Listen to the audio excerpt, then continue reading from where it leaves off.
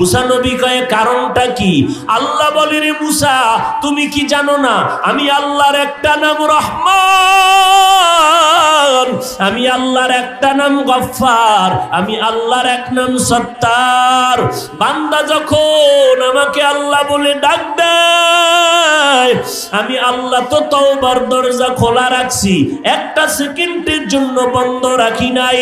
আমি আল্লাহকে যখন বান্দা দিল খুলে ডাক দিছে তওবার নিয়তে, আমি আল্লাহর কুদরতি অন্তরে মায়ার জোশ, আমি আল্লাহ সাথে সাথে বান্দার জীবনের গুনাহ মাফ করে দিয়েছি।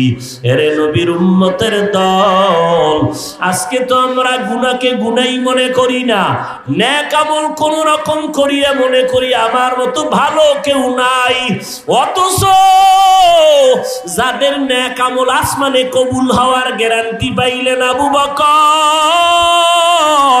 ওই আবু বকর সিদ্দিক জান্নাতের টিকিট পাইয়া একটা বকরির বাচ্চাটারে হাতে ধইরা কয়, রে বকরির বাচ্চা, তোর কপাল ভালো, আমি আবু বকরের বড় বিপদ, তুই বড় হবি বনিয়া তোমরা জবাই করে তোরে খেয়ে ফেলবে, শুকর আদায় করবে, আর আমি আবু বকরের বড় ভয়, হাসরের ময়দানে যদি আল্লাহর আদালতে দাঁড়াইয়া জবাব দিতে না পারি, আল্লাহর অর্ডার হবে রে জাহান্নামের হ্যান্ডকাপ আবু বকরের হাতে লাগাও, জাহান্নামের দিকে নিয়ে যাও।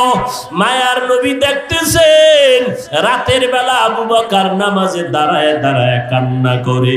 নামাজের পরে নবী বললেন, আবু বকর কেন কান্না করেন? নবীজি হাসরের ময়দানের ভয়ঙ্কর অবস্থার কথা মনে পড়েছে, জন্য কান্না করি।